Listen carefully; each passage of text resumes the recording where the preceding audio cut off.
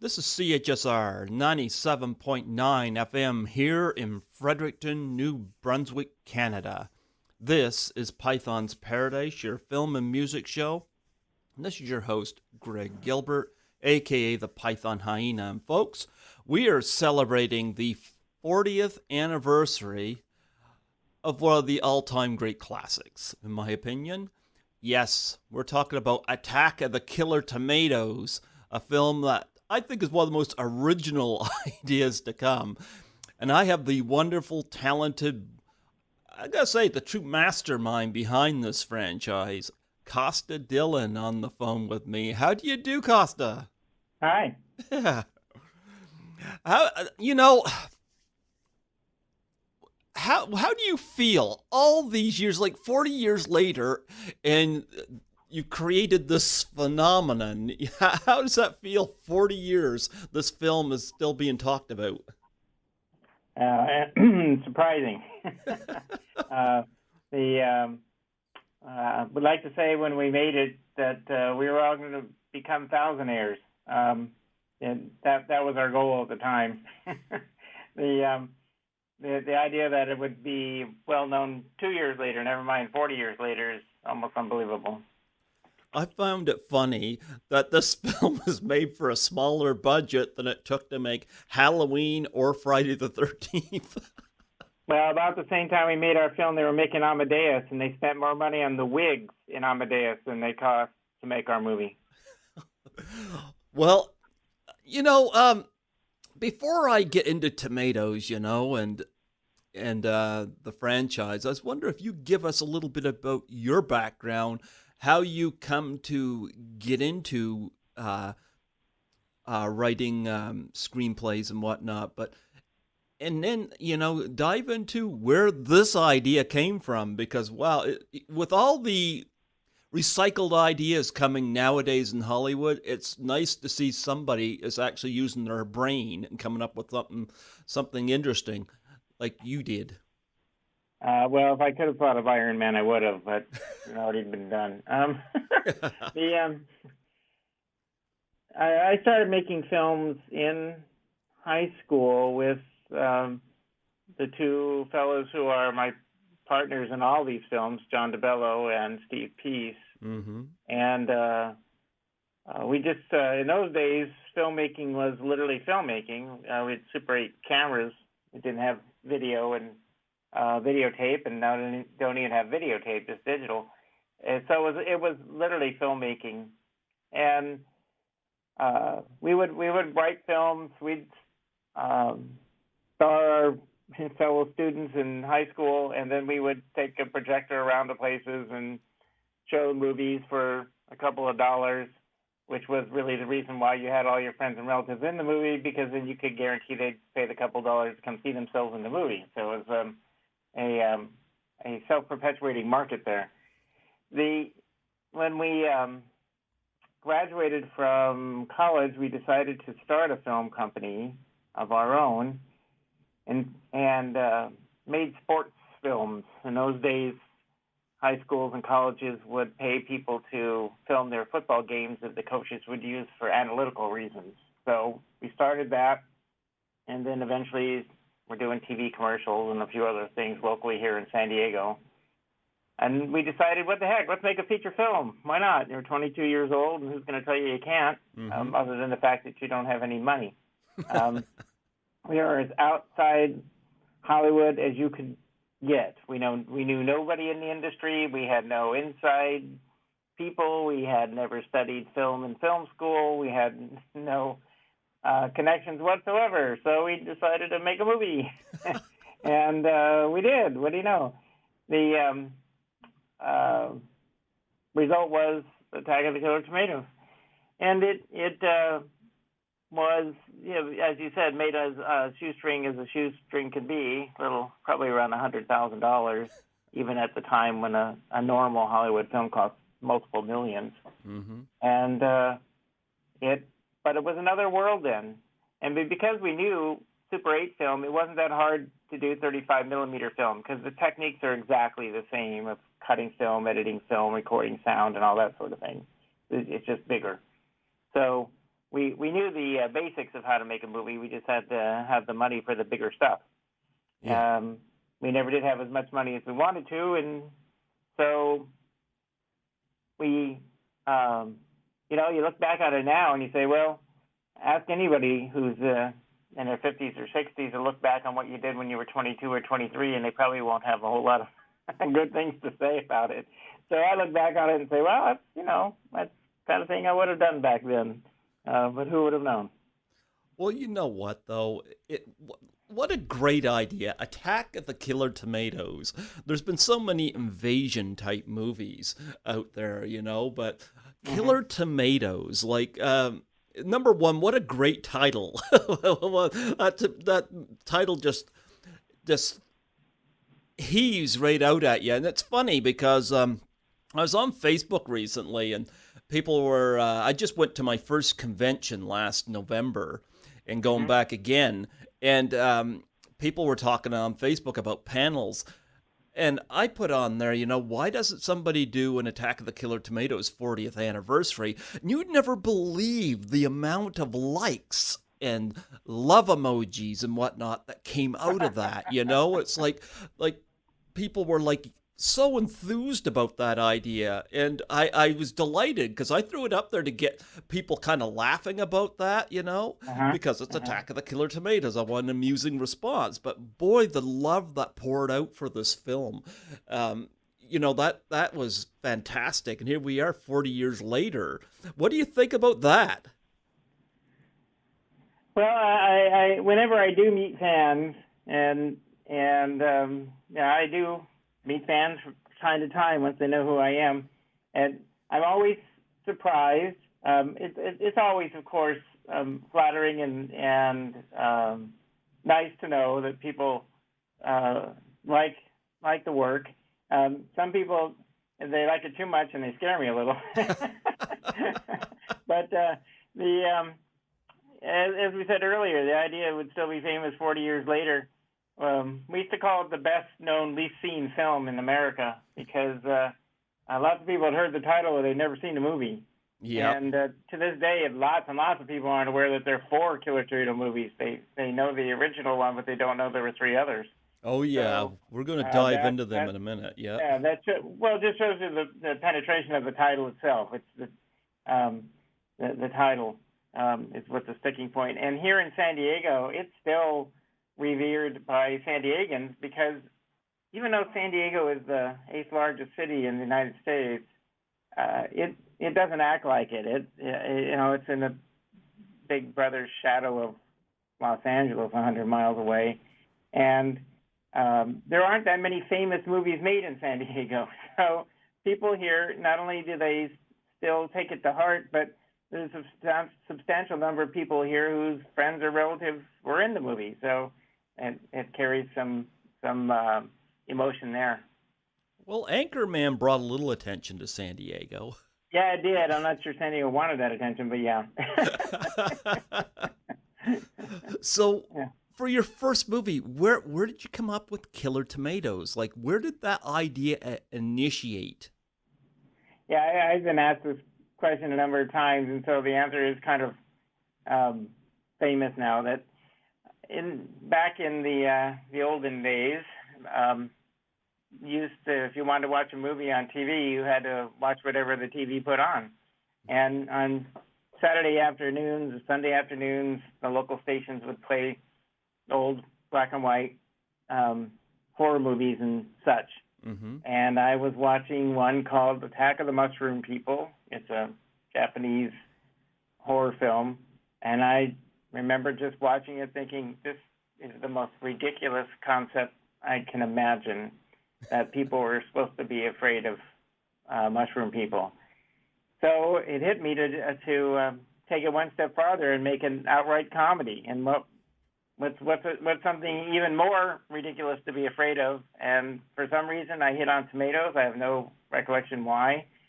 In retrospect, I should have picked something easier to make because making 8-foot tomatoes was really hard, and celery probably would have been easier.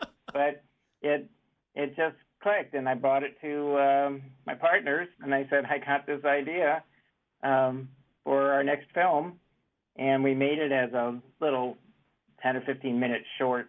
And at that time, I think it was around 73 or something. And then it kind of sat there. 5 years later, when we decided to make a feature film, we pulled out the idea and added lots to the story and had a feature. Talk about making the tomatoes, because just the image of these giant tomatoes rolling down the sidewalk after Mason Dixon is pretty friggin' funny, you know? Well, it was not easy to make giant tomatoes. We tried to figure out how to, could we use some sort of balloon? That didn't work. We visited all the big prop houses in Hollywood for something we could convert, couldn't find anything. We tried making something out of PVC pipes and chicken wire and paper mache, and it just kind of collapsed on itself. It was really, really difficult. Eventually, what we ended up with is it's a kind of a foam that you add parts A and B together, and it foams up and hardens. They use it as insulation in machinery, jets, subway cars, and so forth. And we just dug semicircle in the ground and made a mold. And so we started casting these tomatoes at half at a time and then gluing them together. And most of them lasted just enough for the last scene of the movie that we shot before they fell apart. How many tomatoes did you make? Oh, the big 6-foot ones? Oh, probably only 3 or 4, if I remember right. Not too many. The smaller, maybe 2-foot ones, maybe the same amount. And you know, even just transporting them was difficult, because you can't go down to the U-Haul and say, you know, how many giant tomatoes does this truck hold? I don't see it on the list here. It says how much furniture to hold, but I don't see where it says how many giant tomatoes it holds. So we had to figure that out. I know there was a massive tomato stomping scene. How much tomatoes got wasted in that? Well, we had 2 kinds of tomatoes. We had star tomatoes and extras tomatoes. Star tomatoes would go to the produce wholesalers here in San Diego, and literally pick out nice-looking tomatoes, grade A, whatever, ones that you would normally find in the supermarket, and they were the stars, the ones you saw in the close-ups. Okay. The rest of them were not so good, partially blemished, maybe a little old tomatoes that we could buy in bulk and use for smushing. Mm-hmm. And unfortunately, you find out if your scene is delayed in any way when you have a 50-gallon fresh can of tomatoes sitting on your porch for a week. You don't even want to be close to that smell, and it's a smell I will never forget. But we mushed a lot of tomatoes that day. And so what you see on the screen is actually people smushing them with their feet. There no special effects were used. No. Many tomatoes were harmed and died in the process. So fortunately, we didn't have anybody for the from the people for the ethical treatment of tomatoes, and we were able to get away with it. Listen, I want to know, I don't want to give this away. There's an interesting plot twist about how the tomatoes were conquered. And I don't want to give that away for anybody that hasn't seen the movie, because I thought it was interesting. But where did that concept come from, and how did you come up with this is going to be the way to defeat them? That's a good question. I haven't thought about that. I don't really have a memory of how we decided to do that. I can tell you when we saw Tim Burton's Mars Attacks. Mars Attacks, he yep. uses the same technique at the end. We kind of felt partially annoyed and partially honored. Yeah. I said, "Oh, look, we got ripped off." But I really can't remember how we came up with it. I think I think it was because now that I think about it, Donny Osmond was popular at the time. Okay. And it was this, that's Puberty Love was based on Donny Osmond, and I remember it was just this whiny little, sorry, Johnny Osmond fans, whiny little prepubescent voice singing love songs that we just thought, this is just awful. And, you know, when it came on the radio, you wanted to turn it off right away. And it seems like that's the kind of music that could lead a lot of people to their deaths. So that's probably where it came from. Well, you know, you've worked with director John DeBello a lot, you know, and wow, a very funny guy. And of course, he directed all the Tomato movies. And I'm guessing you grew up with him, and he obviously got the same type of sense of humor. What's it been? How's your friendship gone? Like since you first met up to now, like making these movies and what you two have been together. Well, if you Google any of our names, you can see that all three of us have varied careers since we all met each other in eighth grade. So we've known each other that long, 50 years now. I had a career in the National Park Service, working in national parks over the United States. Steve Peace was elected state assemblyman and then state senator and then the state controller of California. So he had a long history in politics. John, who was the most enamored with film in the first place, stayed with the film making and has owned his own company for a number of years here in San Diego, where he makes a number of films, not feature films, but other types of videos and productions. So yeah, we still all know each other. I mean, I just saw Steve yesterday, so because even though I retired from the Park Service and moved back here to San Diego, Steve and John never left San Diego, so we stayed in contact in all these years, and now we're proximity to each other again. When you worked at the national park, did you have killer tomato troubles there? I never did, fortunately, but I would have people that just couldn't reconcile how somebody who works in some government job could possibly have some weird sense of humor, because they can't imagine that. And I would explain that when you work in a fantasy world where things often don't make sense and you follow what seem to be arbitrary concepts, that's what I did every day, but I also made movies. When you saw Steve Peace, is he finally packed in his parachute? Steve hasn't carried that parachute for a while, especially since his fondest memory is when I almost killed him, dragging him behind the car in the first film. So he won't let me anywhere near him if he would be wearing a parachute. I find it funny he got into politics. I see him in the Killer Tomatoes running with that sword and that parachute dragging behind him. I'm like, there's a politician. Well, he had been the president of our class in the high school, and he was already an aide to a local elected official at the time.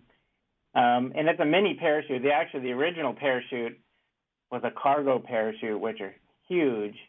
And we took it out to practice one day to see how it would work, and it got caught by the wind and ate a house entirely, completely consumed. I mean, the house was completely covered by this parachute, so we had to apologize profusely to the people who owned the house and disengage the parachute from the house, and we said, this isn't going to work. So we cut the thing down to about a tenth of its previous size, and that's what you see him dragging around. That wouldn't have actually opened up into a parachute because there was nothing left of it but a few suspension lines and some white cloth. It wasn't a true parachute anymore. Well, I got to admit that Steve was one of my favorite parts of the movie. You know, especially when he goes in the room there and attacks Lois Fairchild, and she's rushing out there, and he's just underneath that parachute trying to get his bearings. Yep, people like that character. I love that character, and he descended into all of them, so it was always nice to see him. Mm-hmm. But we got to talk a little bit about David Miller, who played Mason Dixon. I liked him as the lead. Now he did not go on to do the other ones, and I don't see much about him online. Tell me a Yeah. little bit about him. Well, Dave also went to high school with us. Okay. He was a state extemporaneous speech champion, and so we liked him because he had a sense of humor, because he had done that, and so we just kind of asked him if he wanted to play the lead in the film, and he did, and that was it. I know this sounds weird, but I think he literally became a pig farmer in Mississippi. He moved from San Diego, and I haven't seen or heard from Dave in 40 years. So I really don't know much about what his life has been. Well, I really liked him in the film. One of the funniest scenes to me, and I thought this was genius, when he's walking down the street and you get the gun barrel pointed at him, and the person fires once, well, the pedestrian drops, fires again, a pedestrian drops, fires again, pedestrian drops, and he just keeps walking. Yep. I love that. Where did that come from? One of those pedestrians is me. Oh, wow. Yeah. I'm in the film 4 times. Sometimes when I show it, I tell people they get a free popcorn if they can find me all 4 times. But yeah, that's me flopping there on the sidewalk, and that hurt a bit. That's right on the waterfront in San Diego. Well, I'm going to assume right now you're sitting in an empty library, because you said the one word that scares people, tomatoes. Right. And I was not in San Diego when the post-production was done for the film, so that's actually not my voice, it's John DeBello. Oh, it's John DeBello's. Yeah, because we shot in the library without sound, and so he just dubbed he dubbed the word tomato over my picture there. Oh, did you guys not have permission to shoot there and just kind of snuck it in? No, we did. It was at a local community college. Oh, okay. To shoot there. It's just that it's a lot easier to shoot without sound, and there was no need to shoot sound. Putting up multiple microphones to capture all the sounds in there would have been kind of more work than we needed. So it was a very easy one we call that looping. It's very easy to loop it at the end. So. Do you still use that tactic at the library? I've been in a lot of libraries, and I've never whispered the word tomato in any of them, so if it would work, I don't know. I could try that sometime. You should try it when you're standing in a lineup, Yeah, see what happens. There you go. Well, I don't have nearly as much hair anymore, so I don't think anybody would recognize me. There you go. Now, George Wilson, of course, played Jim Richardson, who was an interesting character in the movie. Tell us about him. Well, people find this hard to believe, but these were professional actors. They belonged to the Screen Actors Guild. It's a union film. And we hired George from an audition. He had done some stage, and he had done some small screen work. And we cast him, but, same thing. George just disappeared. I mean, if you look for him on the Internet, you can't find a darn thing. We don't have no idea what happened to him. So I don't know if this just, killed his career, and he took one look at the film and left for a cave in the Himalayas or what, but his career didn't go anywhere. Now compare that to Return of the Killer Tomatoes, where we cast some guy, George Clooney, that's it, George Clooney. There you go. He did have a successful career, I heard, after Return of the Killer Tomatoes. I haven't paid much attention, but apparently he had some sort of success after that. There you go. Well, you did have the Jim Richardson character back in the sequel, but I guess couldn't track him down to play it. No, it's not. He's not. Jim Richardson is not in Return of the Killer Tomatoes. They're all new characters. Oh, is he not? Oh, no. Wow. Only the special operations team was the same characters. Finn Letter. Oh, maybe I'm getting confused here. Yeah. Now, Sharon Taylor, of course, played Lois Fairchild. I love the name Lois Fairchild. It's like Lois Lane, Morgan Fairchild. Yeah, she was again a local actress. And a drama teacher at the community college. Yeah, I bet she created a lot of drama after this movie. Yeah, well, she just retired a few years ago, but she did have a long career teaching drama at the community college. But needless to say, it did a lot. I think her students were kind of neat for her students to have somebody who'd been in the film. Yes. And of course, Ernie Myers playing the president who's constantly signing things. Again, a very funny joke. Yeah, Ernie Myers was a very well-known San Diego radio personality. Very, very beloved in San Diego. He's since passed away, but he was an icon here. And so it was kind of a coup for us to get Ernie to agree to do the film. He was a very, very gracious guy to work with.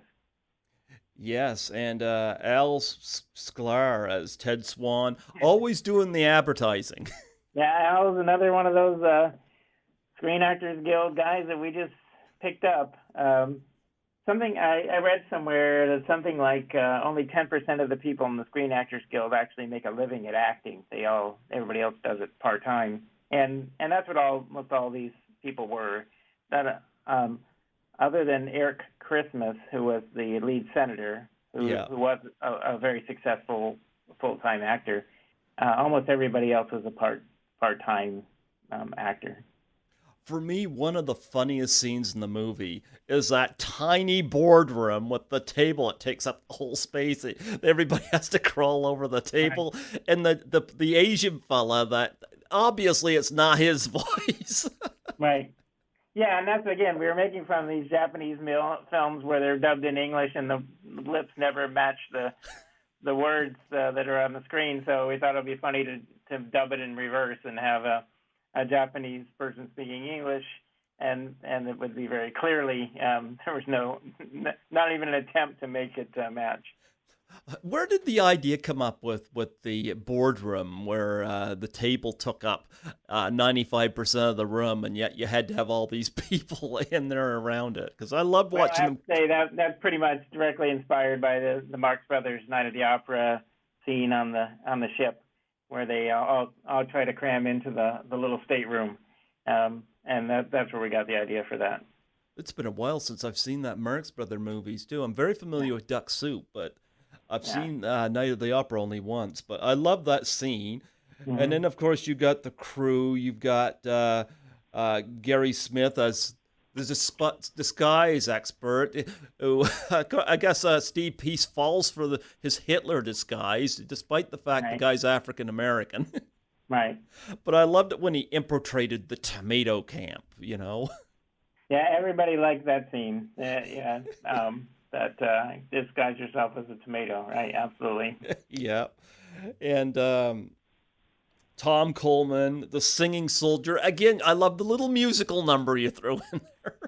Yeah, he was. Again, Tom was a show dancer in Vegas, and I don't know how we got him exactly, but when he came on the set, all the other four soldiers are brothers of various people who we knew from high school, and he spent about an hour showing them some basic dance steps, and we filmed that thing on the lot of a torn down hardware store. They had just torn it down for a new road, so we spent the night out there, and he was great. He did what we needed. Oh, it was a very funny scene. Like, this movie is just loaded with great scenes, humorous scenes in it. And then, of course, we can't forget Steve Cates as the diver. Oh. Is he related to Phoebe? No. Steve was and again, the guy we went to high school with, and he got the part because he owned his own scuba gear. Well, you had a great ensemble. Do you have a favorite scene in the movie? Do I have a favorite scene in the movie? I don't think I do. I don't think I could point to one scene. Some things I think are funny, and other people don't. They don't laugh at them. But I don't suppose I have a single scene that I think is my favorite. I forgot to mention, of course, Benita Barton played Greta. Of course, she did not survive the movie, but Yeah, and I have no idea. I don't know her. I don't know where we got her. What happened to her? I didn't know her at all. no, there was a lot of great scenes in the. I love that opening scene where you do the whole thing about the birds and Oh then yeah, Killer Tomatoes, and then you have right. the woman standing at the sink washing dishes. Number one, great opening. Mm-hmm. Yeah. Thank you. Where did you come up with the idea of making that an opening scene? Like, how did you come up with the idea of having opening your movie with that for your first scare scene, so to speak? Well, we wanted something that was going to be, domestic. That is the threat was right there in your home, and it just seemed natural to have it come up, out of the garbage disposal, so to speak. Just like all these urban legends of snakes coming out of the toilet or whatever. So it just seemed a natural to have it come right out of the kitchen. And of course, I love the Jaws scene in it. Oh yeah. No, so many great scenes in this movie, celebrating its 40th anniversary. But we got to also mention too, Return of the Killer Tomatoes turns 30 this year. Mm-hmm. Yeah, so two anniversaries here. Now, after 10 years, like, what made you guys want to do another Killer Tomatoes movie? Well, we didn't. I mean, that wasn't the original desire. We had done another film, which wasn't highly successful. For a lot of reasons, called Happy Hour, with Rich Little and Jamie Farr and Tawny Kitaen. And we had another couple of scripts we were working on, but there was a cartoon show at the time called Muppet Babies. Okay. And Muppet Babies would use clips from various movies to illustrate various things they were talking about. And they used some from Killer Tomatoes on, I think it was Being Afraid of Nightmares or Being Afraid of the Dark or something. And it turned out to be really popular. The most popular Muppet Babies episode is the feedback we got.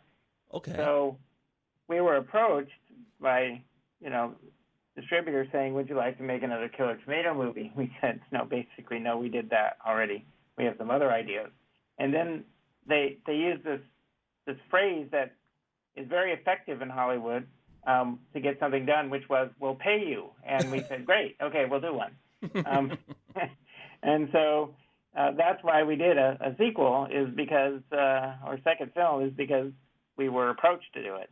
And so that the second film, Killer Tomato movies aren't really about killer tomatoes. The first movie's, making fun of cheap horror movies. Mm-hmm. I can't believe the number of people who still tell me, I can see that tomatoes being pushed on a old cart with wheels. And I always look at them like, yeah, well, what do you think? It was a real 8-foot tomato? You're supposed to see that. We know you can see that. That's part of the joke, is that you can see that. You missed the point.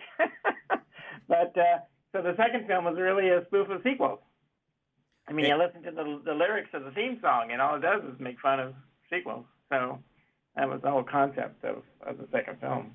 So you didn't want to go where the end of Attack of the Killer Tomatoes went, with armed Rambo-style carrots?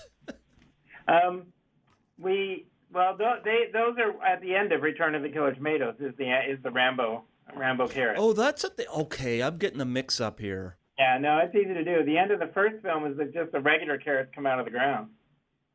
Okay, all right, okay. And so that's the callback in the second film, is the Rambo carrots. But then what happened is Fox approached us and wanted to do a cartoon show, Saturday morning cartoon show, on their brand new Fox Children's Network. It was brand new at the time, and we were the first, in the part of their first block of cartoons. And so then they commissioned the third and fourth film as for 20th Century Fox. Okay. Well, what gave you the idea to do a fuzzy tomato in Return? Oh, E.T. Oh, E.T. Yeah, that's why his name is FT. FT. because it, you know, just the obviousness of E.T. creating a character just so you will be emotionally attached to it. We wanted to create a lovable little character you'd be emotionally attached to. Do you still have that fuzzy tomato? There were multiple fuzzy tomatoes made. The one that its leaves moves and stuff, I was usually laying on the floor pushing these little mechanical levers back and forth to make its leaves and things go up and down. Oh, I don't know where that one is. I have a non-moving version of it. Well, tell me about the gorgeous Karen Mistel who played the Tomato Woman. You know, Again, I don't woman. know where Karen came from. She had done a couple of small films. Avocado, what was it? Amazon Women in the Avocado Jungle of Death with Bill Maher. Okay. And she also, and right after that, she got the lead in a series on Fox when they were just launching Adventures of Bean Baxter. I think it only lasted 2 years. But then the same thing, she kind of disappeared. We didn't keep. Now, when you finish a movie, often everybody goes their own way. You don't keep track of a lot of people usually. How do you lose track of somebody that beautiful? I think she had her own life. I don't think any of us were had any romantic designs on Karen. You don't think she's hanging out at the produce department? No, probably not. Well, George Clooney, of course, I thought was really good in the movie. Now, of course, he's gone on to do so many movies, and he's even an Oscar winner, you know? I think, you know, and he all started with Killer Tomatoes. I never hear him talk about this film. He's not embarrassed by it, is he? Oh gosh, every quote I've seen from him, he says he's embarrassed by it. Well, you know what? It shows his, like, I've heard about people that's met him, and he's apparently very approachable for autographs. Apparently, he's very nice to people, and I've heard that he often, when he goes to sign pictures, he'll make fun of himself, and you can see a lot of that in Return of the Killer Tomatoes. His sense of humor is just right there. Oh yeah, he was. He was a lot of fun. I mean, when we cast him, I liked him right away. He did, he auditioned along with the other fellow whose actual real name is Tony Stark. He's like Iron Man. That's his real name. But I liked George right away. He was great on the set. Tony had a tendency sometimes to get keyed up a bit, and George always would bring, calm him down and bring some order to the scene. And he was very professional. You know, when there's a scene where he and I are in the little pizza place, and we're making fun of product placement. Oh yes, great scene. And we bring out Moosehead beer, and so, hey, Canadians, yeah. And we do a Nestle's Crunch Bar and a couple other things. And every time we did it, I'd kind of think, wow, I think I'll say it this way, or say it that way. You know, it's my script. I can do what I want. And finally, George says, you got to stop doing that, because I memorize my lines based on what lines you're saying, and you keep changing your lines. You're messing me up. And I remember thinking, wow, I had no idea the actors did that. Okay. So he gave me a little bit of acting lesson there. I mean, he gave me another lesson too. I wish I had paid more attention and done what he had suggested. It probably would have changed my life, but I didn't do it. He suggested I be more handsome, and I just didn't do it. I wish I had. I thought George Clooney, he's got a good sense of humor in his movies, but one of his most underrated came out a few years ago called The Men Who Stare at Goats. And I've heard of that film, but I haven't seen it. Oh, it's hilarious. I think so anyway. He and Jeff Bridges and Kevin Spacey and George Clooney and Ewan McGregor. So it's a good cast, very funny movie, but he's really funny in it.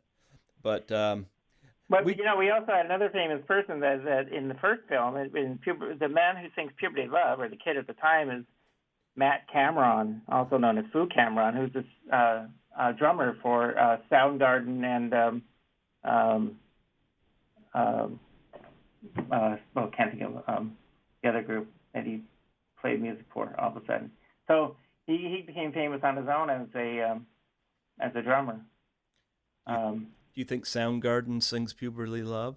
Pearl Jam. He also drummer for Pearl Jam. You think? So no, I don't think he's ever done Puberly Love for Soundgarden. No. Oh, what about Pearl Jam? You think? Just think what that'd sound like. Yeah, that would be a little avant-garde. Well, the guy who's killed one of the really unusual things about Attack of the Killer Tomatoes is it's an original score. Low-budget films never have original scores. Mm-hmm.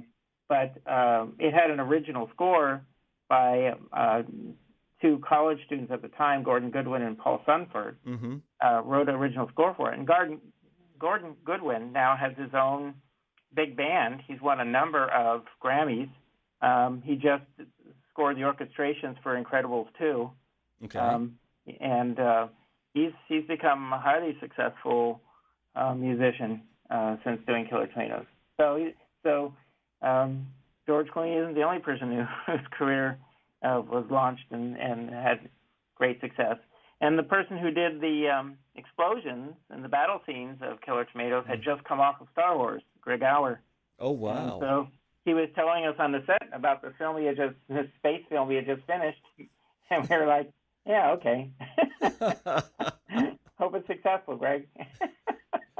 Well, John Astin was definitely famous before Killer Tomatoes, and he, of course, played Professor Gangrene, and he just had the perfect vibe for this material. How did you get him interested in this? Oh, well, we knew we wanted somebody who was established like that, and so we went to the casting agents and said we want to, we're looking for this type, and we. I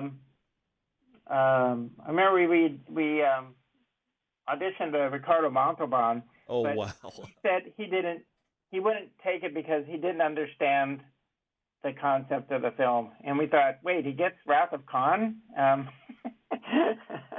he doesn't get this? Oh, gee. And he did The Naked Gun that year too. Yeah. I mean, John took the job. He was great. I mean, John was just a wonderful guy to work with. He is one person I have kept track with.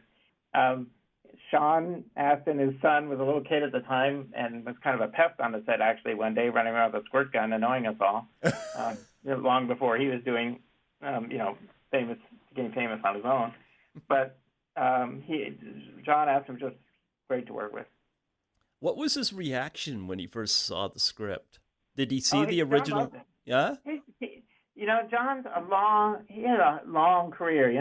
He's been, aside from the Addams Family, he's in West Side Story. He had done lots of, films and television and stage, and he's written plays himself and a play director. He's later taught drama at Johns Hopkins University. He just had a great sense of humor. He had a lot of fun with the part. He loved doing it. He was just a joy every day. Well, we got to talk about Steve Lindquist, who played Igor. I loved him, and the idea that he wanted to be a news anchor, He'd come in there with his teddy bear. He really stole his scenes, and he was just so good in the movie. Talk about him. Well, yeah, he had just won, I don't remember how many medals at the Los Angeles Olympics, swimming medals, and I think, like a lot of professional athletes at the time, he thought he might like to be in show business. Mm-hmm.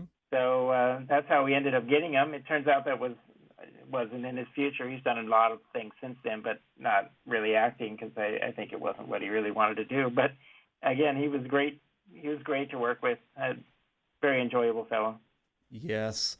Yeah, I really loved him in the film. And of course, from Return of the Killer Tomatoes, you went on to do Killer Tomatoes Strike Back. Now, what made you guys do a third one? Was it just the demand was there, or? Yeah, that's when, after the cartoon show, that Fox came to us and said we wanted a third and fourth film. Yeah. And we don't consider these sequels. It's more because they're standalone. Mm-hmm. It's more like a series. Like we used to have Tarzan movies where every Tarzan movie was a separate Tarzan movie. They weren't sequels of each other. So Yeah, it's kind of okay. like that. And so that's why we could mess with the characters if we wanted to. Because Fox had these tomatoes with faces and stuff on them. That's why they were in the third or fourth film, because there were Fox characters that they had created, and they wanted us to have them in the film. Where did you guys come up with the noises the tomatoes make? John developed the kind of chewy, gnarly noise, and then just messed around with it in the sound studio. Does he ever call you up and make those noises? No, John's made other noises at me, but not that.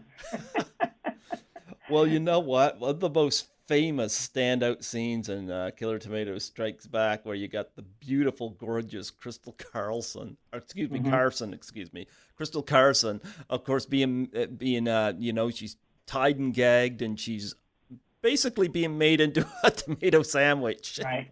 Right. And your giant lettuce and your giant, hold the onion.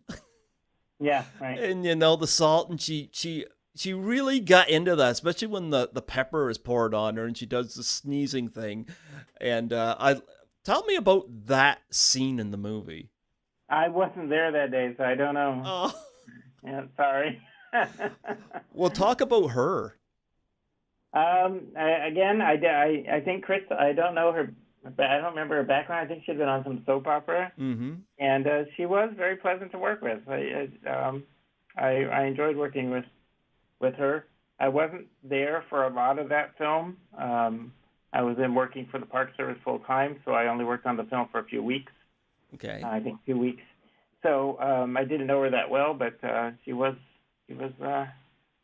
enjoyable to work with. I can remember just sitting in the hallway, on the floor of a hallway outside that the Temple of Food, just talking with her and John Astin between takes, and they were just real nice people.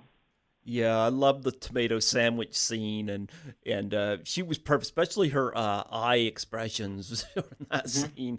She was wonderful in it. And, it's funny because I was looking at that scene on YouTube the other night, and somebody had posted a comment that said, imagine John Astin working at Subway. Lettuce! So that was great. And of course, you did a wonderful reference to Psycho, the shower scene with the tomatoes. Mm-hmm. And I'm guessing that was Debbie Ferris that was in that scene. Because I know she was in Happy Hour. Oh, yes.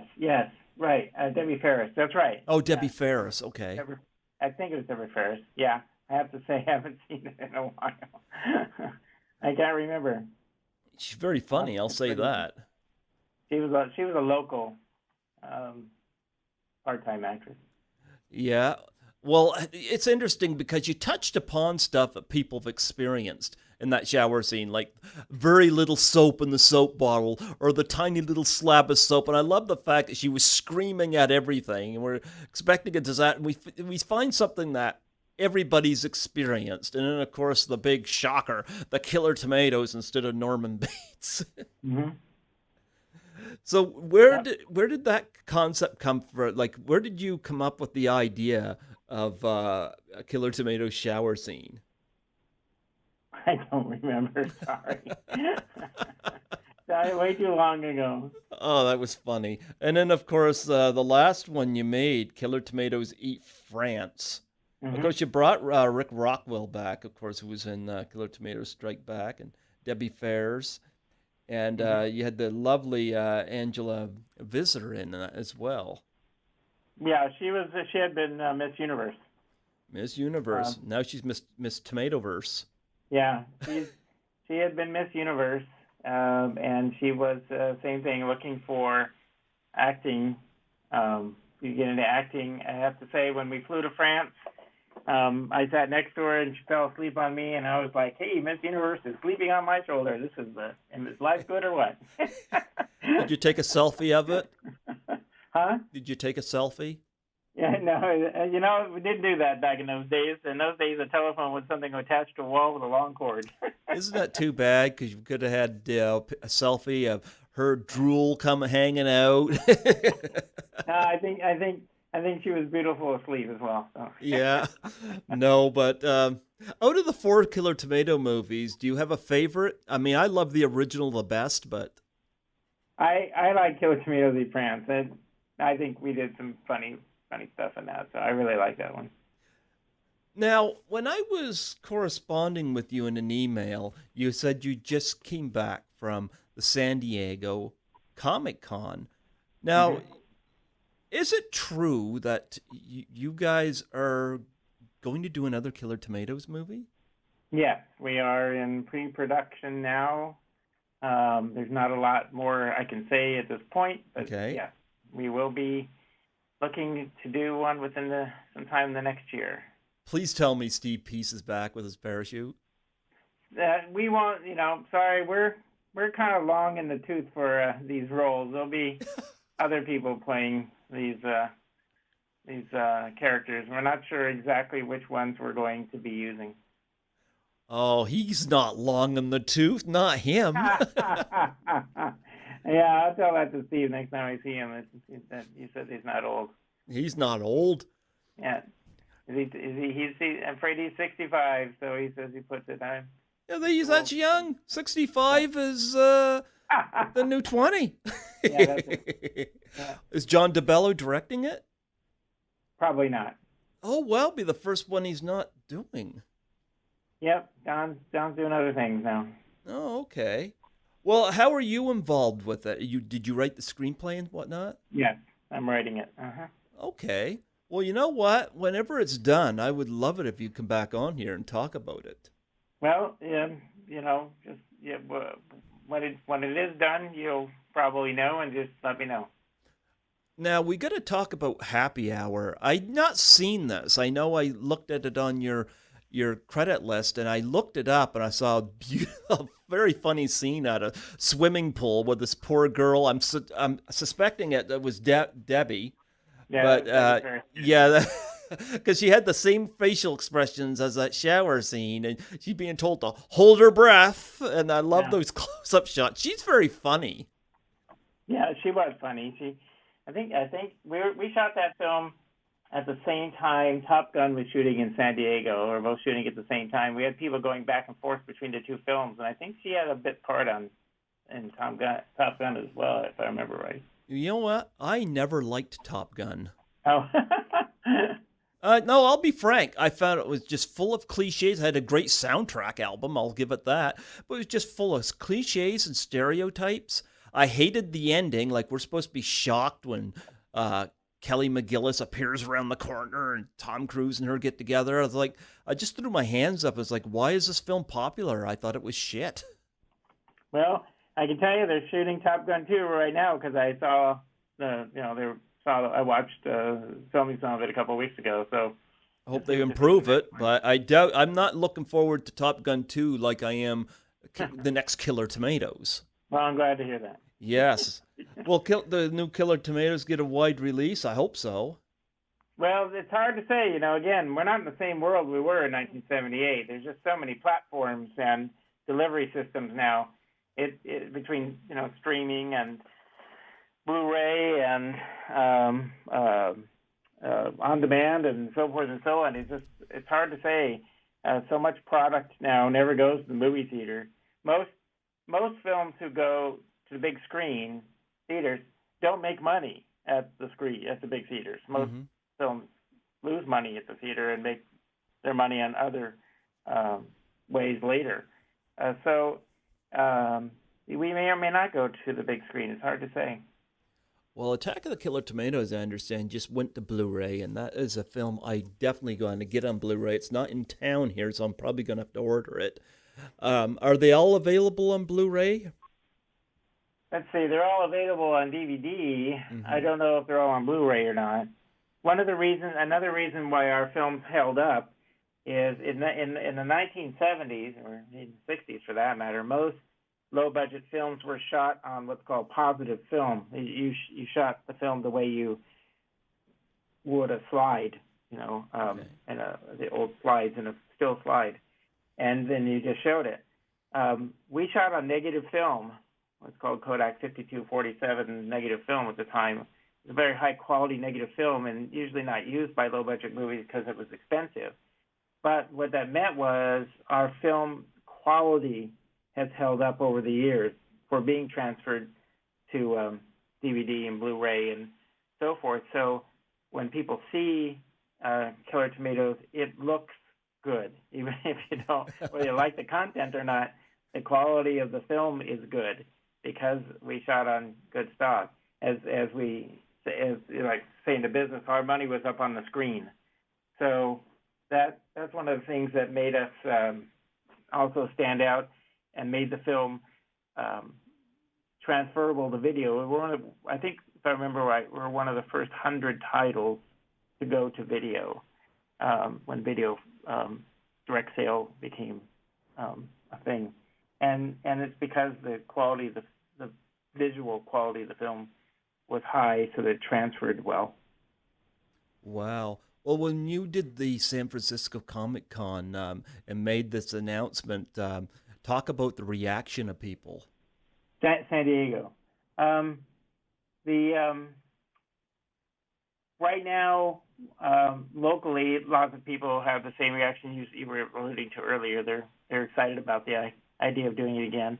I meet a lot of people who say, I was in that scene at San Diego Stadium at the end where all the tomatoes get smashed. And based on the number of people who I've heard say that, we apparently had more people there than Woodstock because an awful lot of people think they were in that scene. But we know that as we said, there's still an affection for the film in San Diego. So even the reporter who did the story, which you can see online, was not around for the original film, but he still thought it was exciting. So there you go. Well, you know what? Why this film did not win any Academy Awards? I know it's all rigged. It is. It's all who you know. Steve Peace should have been up for Best Actor, don't you think? Yeah, well, I think I should be in the Motion Picture Academy, but I'm not. So what do you do? I think so. I think so. John DeBello, Best Director. I mean, they gave it to I forget what. Oh, the Deer Hunter won that year. Yeah, what did the guy know? Yeah. What's the Deer Hunter to Attack of the Killer Tomatoes? Exactly. They're both war films. Mm-hmm. Well, Costa, I really appreciate you coming on here and celebrating this 40th anniversary. And, if John DeBello and Steve Peace are up for it, I'd love to have them come on here. Well, let them know. Yeah, I would love to. I've actually looked them up online, but I found the wrong John DeBello. Yeah, there's an actor named John DeBello. So yeah, you'll see the wrong thing. Yeah, I was like, ooh, John DeBello did not do this. But I'll give your listeners though one other person to look for in the original film is that you mentioned the Jaws scene. Yeah. The little boy on that boat is Dana Ashbrook, who later became famous for being in Twin Peaks. Oh wow.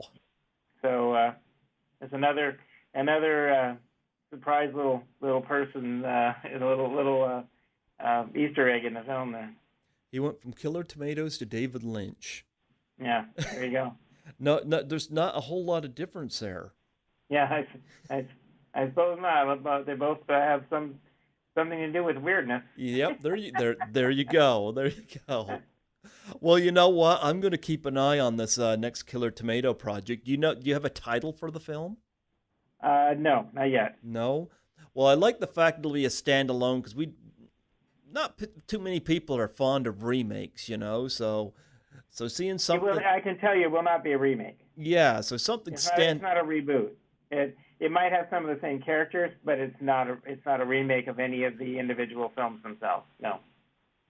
Well, if I talk to Steve Peace, I'm going to tell him that you said he was long in the tooth. And he'll demand to be in it. We'll see. Well, Costa, I was wondering if before we close off, if you would do a plug for my show. This is Costa Dillon, the creator and writer of Attack of the Killer Tomatoes, inviting you to listen to Greg Gilbert on Python's Paradise, New Brunswick, 97.9 FM, a show not to be missed.